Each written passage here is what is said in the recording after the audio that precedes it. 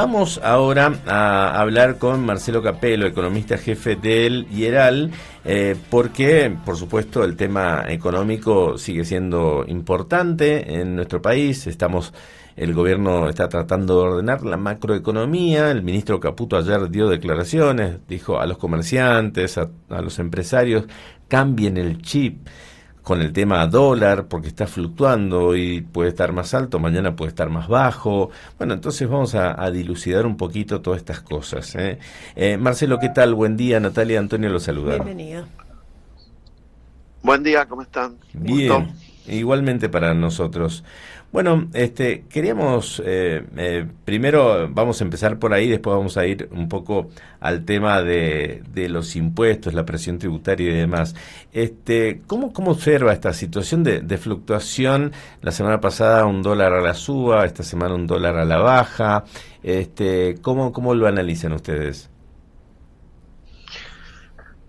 Bueno, cuando venía subiendo el tipo de cambio hasta la semana pasada, seguramente varios factores ayudaron a que eso ocurriera, como por ejemplo, obviamente la cercanía con las elecciones. Los argentinos nos dolarizamos, compramos dólares por las dudas, Sí. ocurre normalmente, y ahora no hay cepo, se compra libremente dólares. También ocurrió que el campo liquida muchos dólares entre abril y junio y parte de julio, entonces en las últimas 2 semanas el campo liquidaba menos, después que se había terminado también el efecto de la reducción de los derechos de exportación.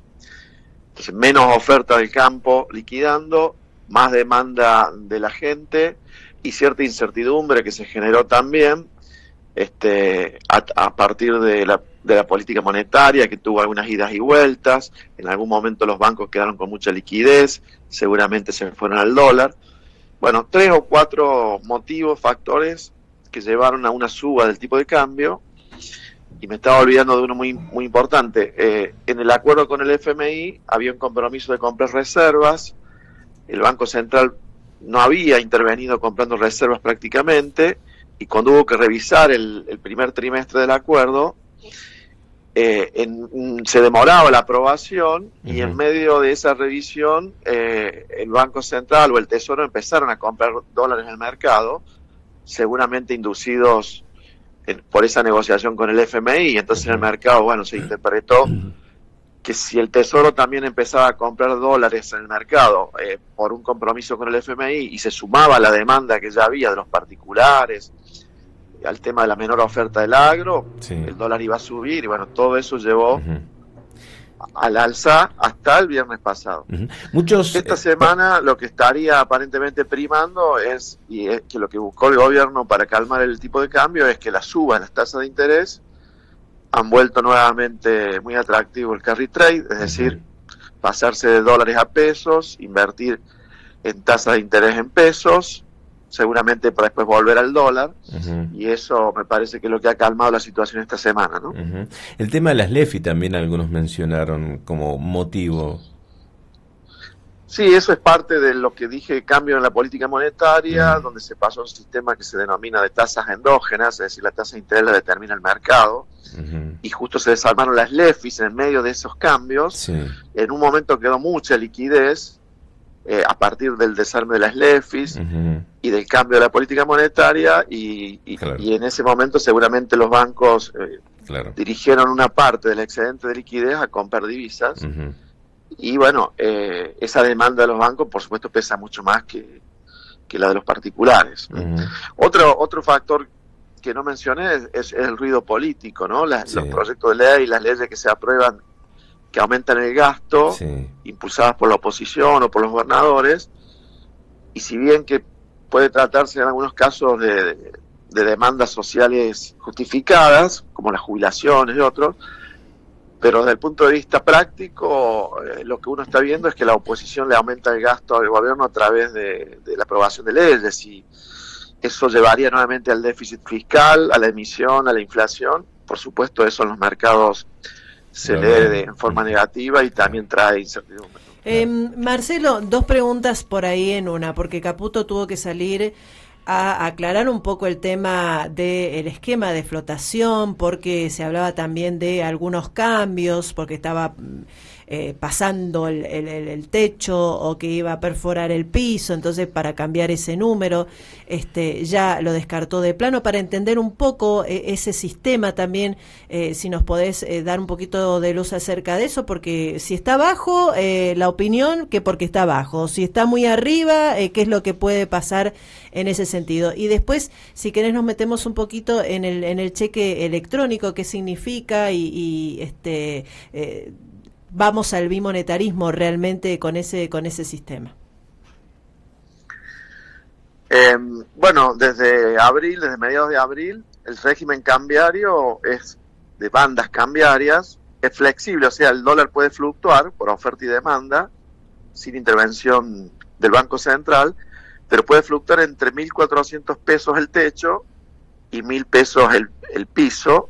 Eso fue en abril, ahora el techo está en aproximadamente 1.460 pesos y el piso aproximadamente 950 pesos.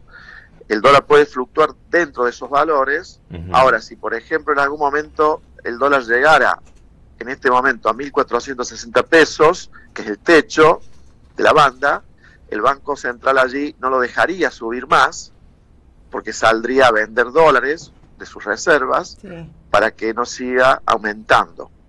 Por supuesto que, supongamos que hubiese seguido subiendo el tipo de cambio y hubiésemos llegado hoy a 1.460 pesos al techo de la banda y el Banco Central hubiese empezado a vender para contener, a vender dólares, y eso ocurriera muchos días y el Banco Central perdiera muchas reservas, pues obviamente que empezaría a desconfiarse respecto a que si se va a mantener el techo de la banda en ese nivel o se lo subiría. Uh-huh. Y podría haber incluso hasta presiones de organismos por aumentar el techo de la banda. Entonces, el techo de la banda es una buena referencia de que allí no pasaría en el corto plazo de ese valor, pero tampoco es una referencia absoluta si llegados al techo el Banco Central siguiera perdiendo muchas reservas. Uh-huh. Pero aclaremos, hoy está bastante por debajo del techo, no es la situación.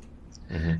El ministro salió a decir algo que obviamente es lo que debe decir, de que no va a cambiar la política monetaria, porque si se generara la visión de que va a cambiar, el mercado empieza a actuar en consecuencia.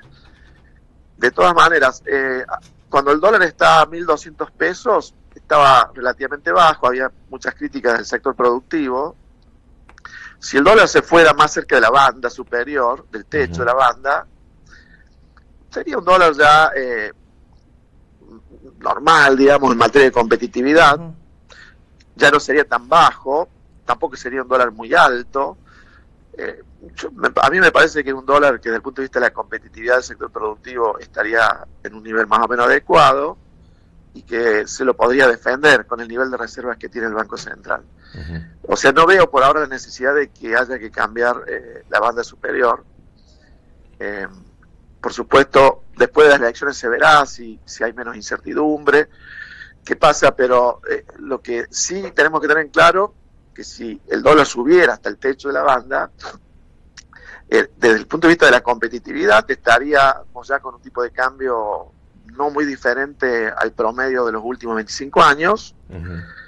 Y si el Banco Central no tuviera que vender muchas reservas para mantenerlo en ese nivel, podríamos decir que puede funcionar, ¿cierto? Uh-huh.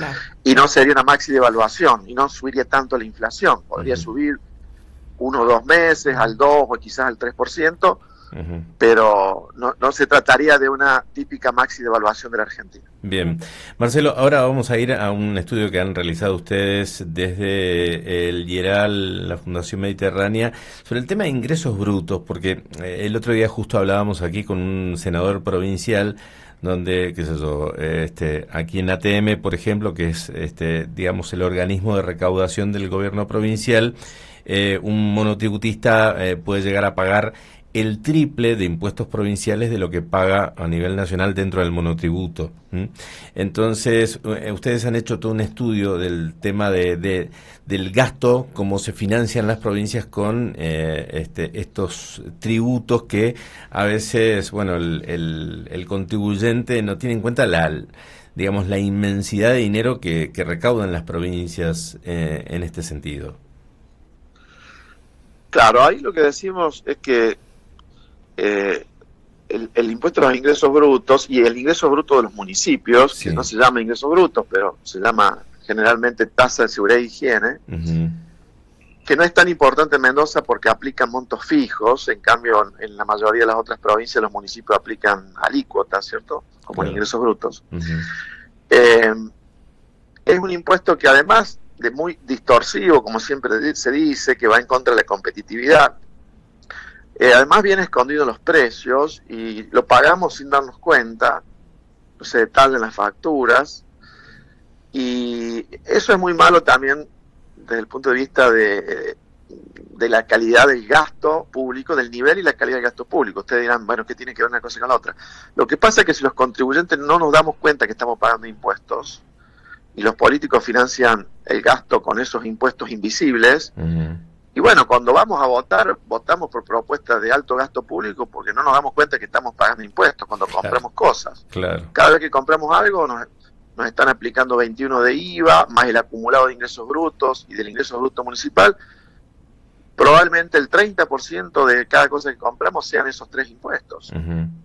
Incluso pagamos mucho más impuestos a través de lo que compramos, a través del IVA, ingresos brutos y la tasa municipal, que lo que pagamos por impuesto inmobiliario o ganancias, que son impuestos mucho más visibles, por supuesto, porque son impuestos directos.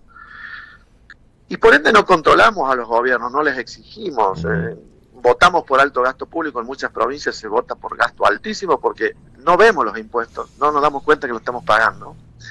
Y eso es malo también para definir el nivel del gasto y la calidad del gasto, porque Claro. tampoco exigimos calidad si no nos damos cuenta que nos están cobrando un impuesto. Exacto. Y visto del otro punto de vista, que es el de los políticos, es el ideal de un impuesto, porque pueden gastar aplicando un impuesto que el que lo paga no se da cuenta que lo está pagando. Uh-huh. Recordemos que a pesar que se llama impuesto a los ingresos brutos y los políticos nos quieren vender y mucha gente lo compra, es como un impuesto a las ganancias porque es un impuesto a los ingresos brutos, pero no, es un impuesto a las ventas. Claro. O sea, se carga una alícuota a las ventas. Uh-huh. Y como cualquier impuesto a las ventas, se traslada hacia adelante. O sea, por más que se lo cobren, por ejemplo, a una industria que produce alimentos, esa industria trata de trasladarlo en los precios para adelante al mayorista, el mayorista al minorista, y el minorista se lo traslada al consumidor final. Claro. ¿Quién termina pagando el impuesto a los hechos? El consumidor final, Sí, sí. que no tiene idea de que lo está pagando porque viene escondido en los precios. Uh-huh. Son impuestos muy malos, entonces, para generar eficiencia en el Estado, en el gasto público. Claro. Porque el votante contribuyente no se da cuenta que está pagando una inmensidad de impuestos por esa vía. Claro.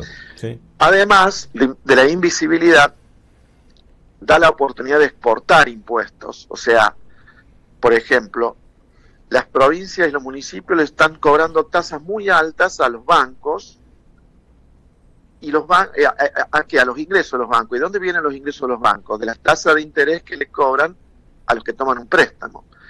Entonces, cuando se le cobra ingresos brutos a los bancos o la tasa municipal, Uh-huh.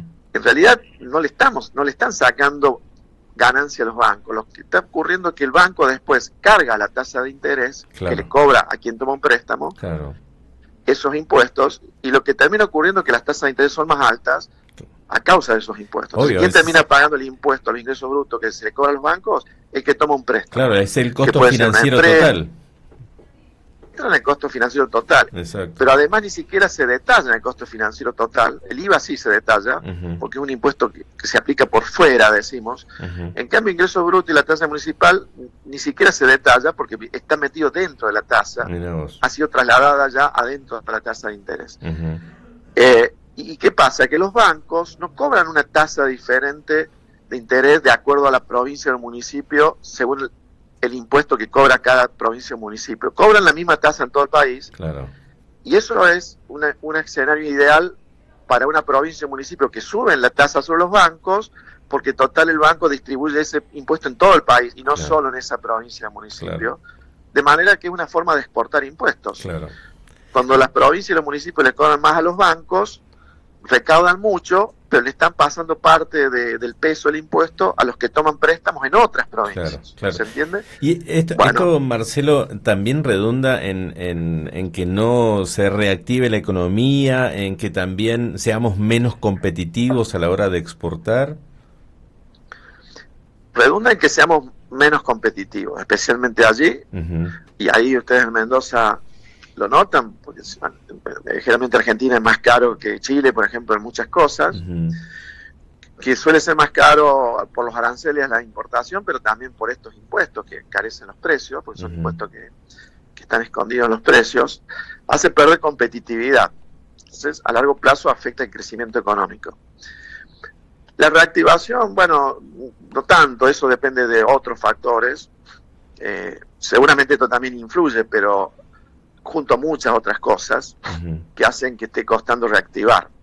Yo creo que el tema de los impuestos que están escondidos en los precios, que vuelven más cara a la Argentina cuando uno la mide en dólares que los vecinos y que muchos otros países, es un problema más de competitividad que hace que sea más barato comprar un importado, que sea difícil exportar porque tenemos costos altos, y eso a largo plazo siempre trae problemas en Argentina. Si traba las exportaciones o beneficia las importaciones, después el problema viene en las reservas y en la balanza comercial, ¿cierto? Claro. Empezamos a tener déficit comercial. Claro. Es un problema entre muchos otros que hay que resolver, de reformas estructurales para ser más competitivos. Reforma tributaria, reforma laboral y muchas otras, mejorar la infraestructura y muchas otras cosas que se necesitan para ser competitivos, ¿cierto? Eso no es tanto para reactivar el corto plazo, sino para crecer a largo plazo. Bien. Marcelo, realmente muchas gracias por toda esta explicación, porque nos aclara mucho el panorama y ahora los contribuyentes tienen, porque yo creo que la información es poder, entonces está bueno que estemos enterados de todas estas cosas, que bueno, son como impuestos fantasmas que están ahí, pero no los vemos. Así es, están mimetizados con los precios. Sí. Están escondidos ahí. Marcelo, muchas gracias, un abrazo grande. A ustedes, que anden bien. Gracias, adiós, hasta luego.